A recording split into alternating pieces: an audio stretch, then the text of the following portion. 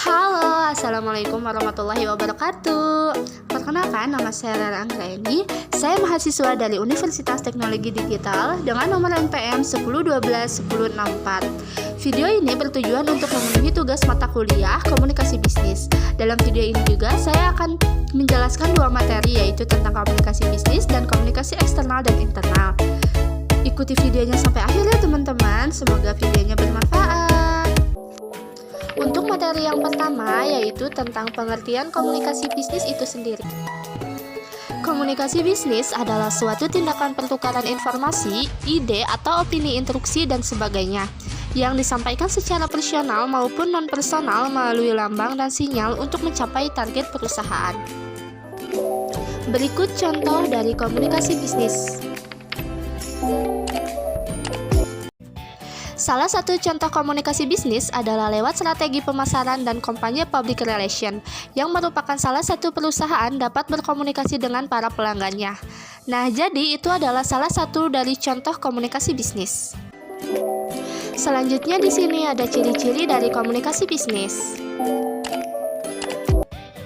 Ciri-ciri dari komunikasi bisnis yaitu adanya pusat kekuasaan, adanya substitusi sumber daya manusia, adanya ketergantungan antar anggota, dan adanya koordinasi antar komponen.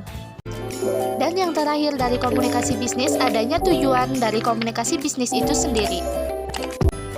Tujuannya adalah untuk memastikan informasi atau pesan dari komunikator dapat dimengerti oleh orang lain yang biasa disebut komunikan, agar tidak terjadi kesalahpahaman antar individu atau kelompok yang bisa menyebabkan suatu konflik atau permasalahan. Selanjutnya, materi kedua yang akan saya jelaskan yaitu tentang komunikasi eksternal dan komunikasi internal. Pengertian dari komunikasi eksternal yaitu komunikasi yang terjalin antar organisasi maupun masyarakat dalam berbagai macam bentuk. Adapun bentuk komunikasi yang dilakukan perusahaan dengan pihak lain siapapun di luar perusahaan. Untuk contohnya, biasa dilakukan oleh perusahaan lewat siaran media elektronik, misalnya jumpa pers, yang kemudian diliput di media, kemudian disiarkan atau mengiklankan produk di radio atau televisi. Selanjutnya adalah pengertian komunikasi internal.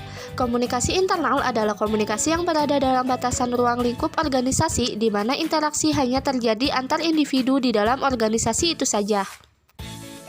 Untuk contoh dari komunikasi internal, salah satunya yaitu komunikasi antar karyawan yang dilakukan dalam perusahaan. Misalkan ada karyawan A dan karyawan B yang sedang membicarakan sesuatu hal, baik itu hal yang sedang dibicarakan mengenai diri pribadi atau tentang pekerjaan atau apapun itu, tetapi ketika komunikasi itu dilakukan di dalam perusahaan, maka komunikasi itu bisa dikatakan komunikasi internal. Contoh lainnya adalah ketika ada mahasiswa dengan dosen di dalam ruangan kelas. Ketika mereka sedang membicarakan sesuatu hal di dalam kelas, maka mereka juga sudah disebut komunikasi internal. Nah, teman-teman, jadi sekian pemaparan video materi yang bisa saya sampaikan. Semoga ilmunya bermanfaat ya. Terima kasih sudah menonton.